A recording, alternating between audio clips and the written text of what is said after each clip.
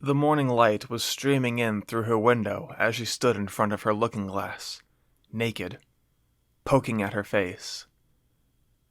Every day she found more and more things to hate. Her lips were too thin, where all the ladies of the land had big, plump lips. Her eyebrows were too thick, and they tilted up and inwards, making her look like she was always angry. Her nose was too wide and too round.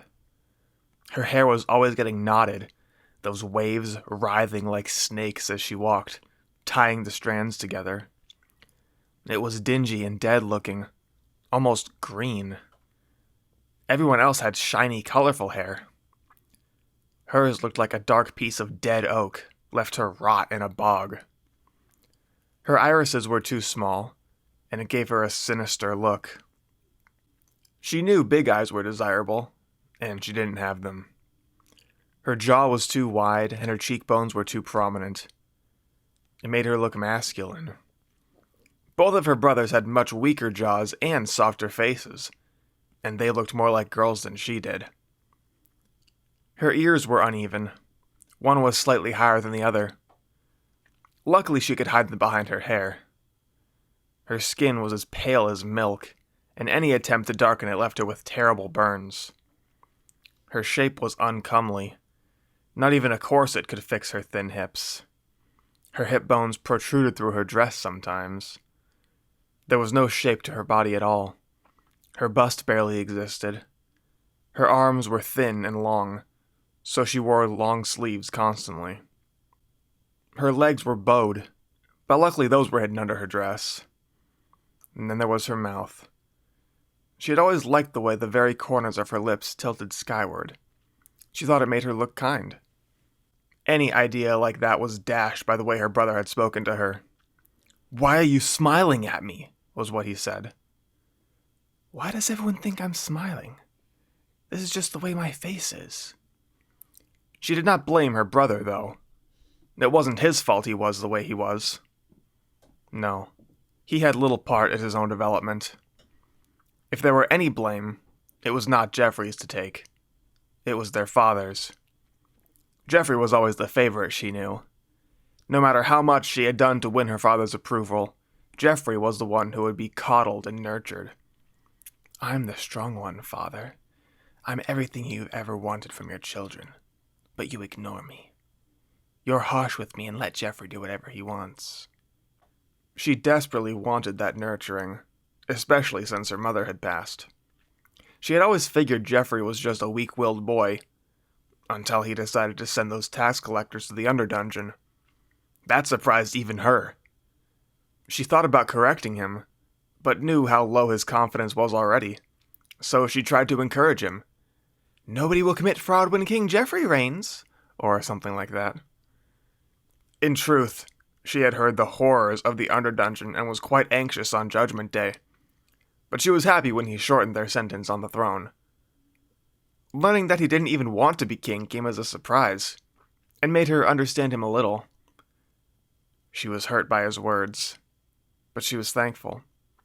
She knew it was only the drink that made him say those things, but wine gives vent to one's spirit. It was what he actually felt and thought. She wanted to go talk to Jeffrey, but wasn't sure what to say. She missed Gerald. She could talk to him, and he would understand. But she had no one to talk to now. Everyone either acted dumb or busy, and they pretended they were in a rush to leave. She never understood why people had always done that. "If only I was like one of these stupid ladies, then I could be married. Nobody runs away from a pretty, stupid girl." Georgine never understood why men never liked her, until she realized how ugly she was. She crossed her long, bowed legs and sat in front of her looking-glass, that strong jaw resting on her hand. She frowned to get rid of that stupid smile. Somehow that made her face worse. The light shone right on her tiny orange-blue eyes. She had tried painting her face like some of the ladies did, but that made her look like a fool. Her handmaidens had always told her how beautiful she was, but that was their job. What were they to do? Tell her that she was wretched And that's why everyone fled from her? Of course not. She knew they were adulating her, and that made her quite annoyed. It would have been polite to say, "Thank you," but it would have been a lie. She was not thankful for being constantly lied to. People told her the truth by the way they acted. But it couldn't have just been her looks. Once, a young lord broke off a betrothal, the reason being how smart she was and how dumb he was. Being smart seemed like a desirable thing to her. Having a smart wife should have been good, shouldn't it?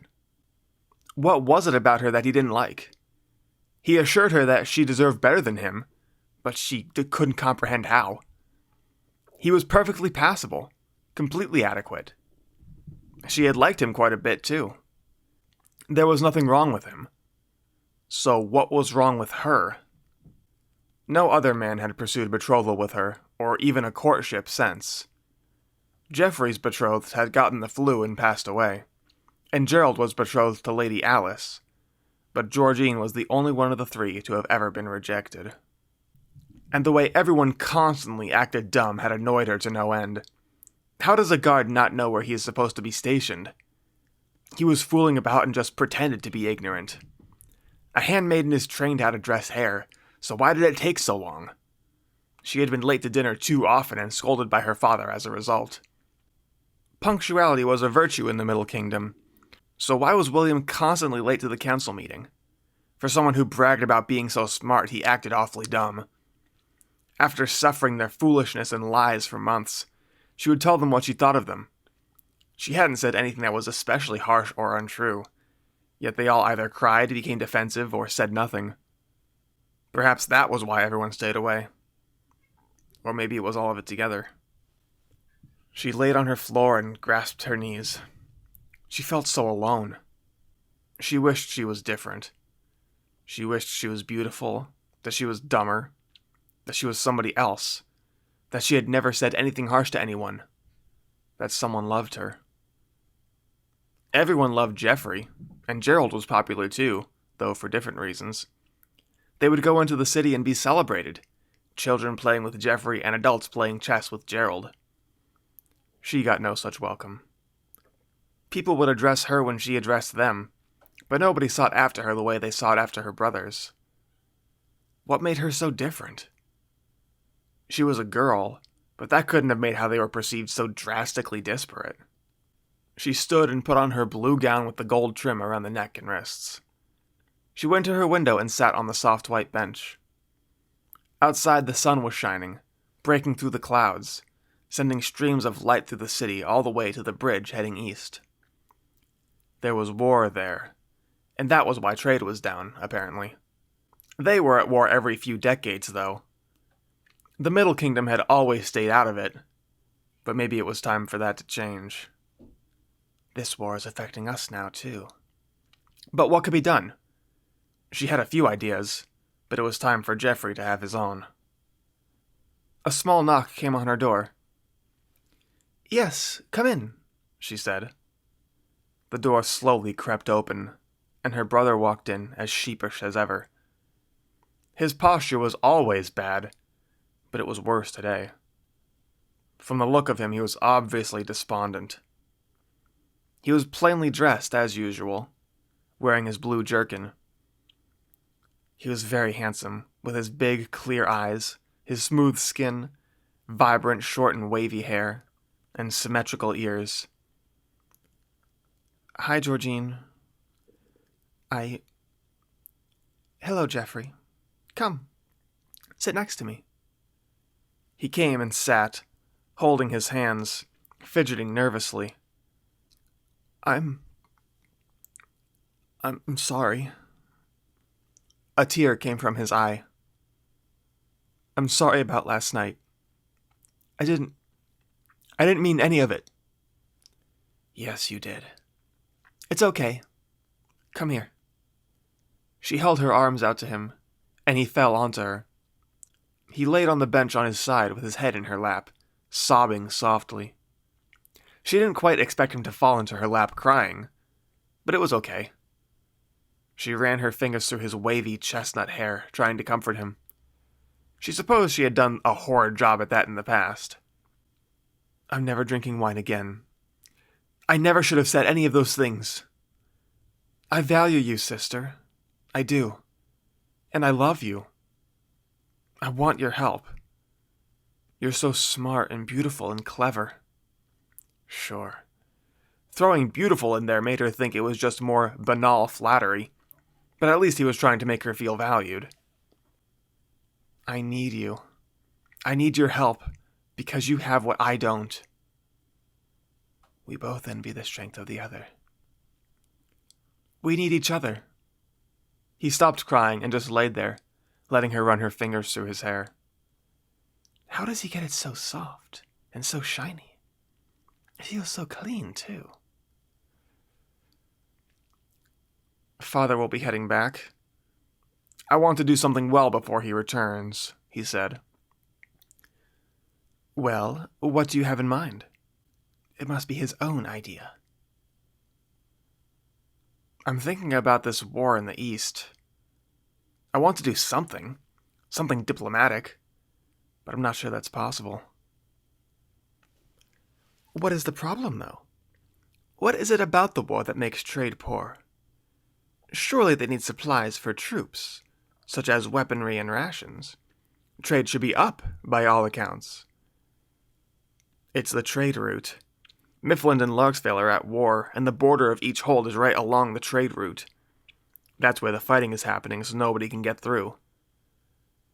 So the reason trade is down is because the war makes the trade route unsafe. Precisely. Trade has been going by sea now. Some goods still get through by sea, but it means that we see none of it here in the city. What are our options if we can't end the war? I don't know. Any idea I have is mad. It does nothing to create peace. Creating peace isn't an option, though. Tell me, what are your ideas? We can work something out. Some plan. He chuckled. I was thinking about just going the route of King Jormy and conquering the trade road. If it's under our control, we can keep it safe. There we go. That's a good idea. What other ideas do you have? He turned his head up at her. That's the only one, really. What do you think? I think it's a good idea. I think Father would be pleased, and it will keep people safe. He shifted onto his back and put his head back on her lap. Do you have any ideas, though? I'm unsure of how much you have caught, but Gerald is doing a little more than just building a road. I think we can help him as much as ourselves, while helping trade stop by sea. Her brother sat up and smiled at her. That gorgeous smile, the one the common folk loved. His teeth almost shone when the light hit them. I might be going mad, but I like that idea. I'm going to send a coded letter by owl immediately. You know, I never thought that code we made when we were children would be useful. Even though you haven't said anything, I think I know what you mean. He raised his eyebrow at her. She raised hers back. He's smarter than he knows. It will be like that time at our grandfather Lord John's winter feast, when we salted the pie, she said. Oh, we were simply wicked children. And even worse adults. The confidence in his voice was surprising. She never expected this from her brother. Maybe the few days as king had widened his perspective. It will be glorious. Glorious sabotage.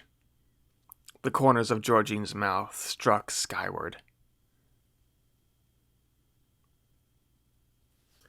Welcome to the Storytime Saturday podcast. I'm your host, TGD. This week we get the first point of view chapter from Georgine, the eldest child of King George, the princess of the Middle Kingdom, and the only female character so far, right? Pretty sure, yeah. So let's address some things. Let's start as we usually do with the writing aspect. So this intro sequence where she's looking at herself, I know immediately there's people out there that would read this and whine, "Oh, the male gaze," or whatever. How to spot a male writer. He talks about the woman's appearance or something. So first off, this character is based on me the most. I reflect out of all of the siblings, I reflect my inner thoughts through Georgine, my inner feelings through Georgine the most. So I've seen stuff like, "Do you really think women stand in the mirror and look at themselves?" Well, I stand in the mirror and look at myself. You know, we're good egalitarians on this channel, right? So everyone's completely equal and we all do the same things, right? But I look at myself in the mirror, so yeah, whatever. And it's strange that people would point that out, that it, like, you know, I'm sort of lawyering for myself here, preemptively defending myself. It's not even really defending myself, it's just an idiotic thing to point out, since we've seen that Jeffrey's insecure about his wisdom, Sir Jacob's insecure with his intelligence, Brandon's insecure with his strength, but oh, the only woman point of view character has a flaw too. She's insecure about something too, and that's bad. Whatever. All that being said, I wouldn't write a chapter like this again, simply because I want to, you know, just get telling the truth here. I want to insulate myself from criticism. So if I'm gonna get criticized, I want it to be about like the core values of my writing and what's actually being said, and not something superficial like how I describe a girl's appearance or about a girl being insecure about her appearance. Like that's a dumb thing to get criticized for. So yeah, I mean, I guess you could call it being above reproach, but it's just I'm trying to insulate myself from cringe criticism. There's also let's start talking about Georgine. She actually is a, you know, strong female character, even though the word female is a curse word nowadays for whatever reason. So we see that her intelligence and wit is respected by nearly every character we've seen. We've seen from Jeffrey that he's intimidated by how smart she is. When King George talks about her, he's like, yeah, she's too smart. I'm worried. And Gerald says she's the only one that can beat him at chess. So we've seen that her intelligence is respected by nearly everyone. The first thing we see from Georgine is that despite that, she's just as insecure as Jeffrey is. She's just as insecure as her brother. So from Jeffrey's perspective, she's the most beautiful, smartest woman in the entire kingdom. From his perspective, she's the clear favorite. From her perspective, he's popular, he's the favorite, her brother's the favorite, Jeffrey's the favorite. So that's differing perspective, I think, is interesting and fun to play around with. We see that she's a bit of an incel. You know, there's a lot of paranoia. So as I've mentioned before, like her own body dysmorphia, she projects that onto others.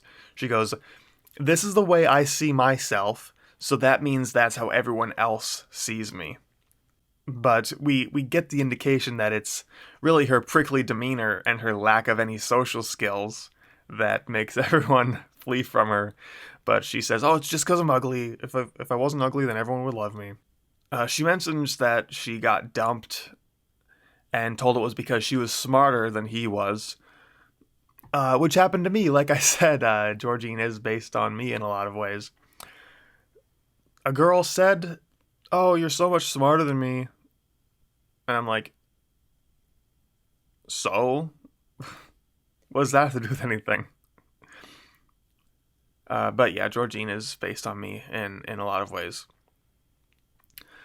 What we see, something that's interesting, is that she gets, the way she talks about people, she's like, yeah, guards know what they're doing. She doesn't attribute stupidity to anyone. Like, she doesn't think that anyone does something because they're dumb. they only do it out of malice. So, like, she mentions everyone constantly acted dumb. How does a guard not know where he's supposed to be stationed? He was fooling about and pretended to be ignorant. So it was a malicious act and not just him actually not knowing where he was supposed to be. Now let's talk about Jeffrey a little bit. Jeffrey shows up and he's crying. He swears off alcohol after getting drunk and yelling at his sister. And we see from Georgine's perspective that he's actually kind of childish. He's really childish. Which this may be the effects of stress on him that's sort of making him shut down and cry and like need to be comforted. That might be the stress that's laid on him that's making him act like this. And interestingly too, we also see the two siblings bonding over their mischief, and this is seemingly out of nowhere. But it could be because of the mounting stress.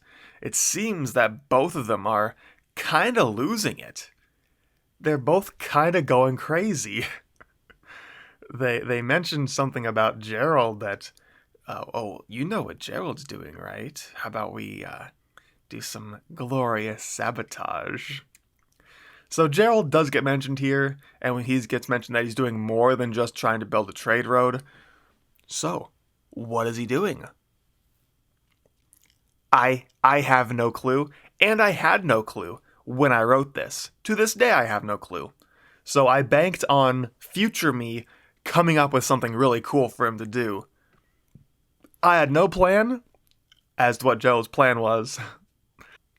So that's pretty bad, right? That's not a good thing at all. So this is why you plan.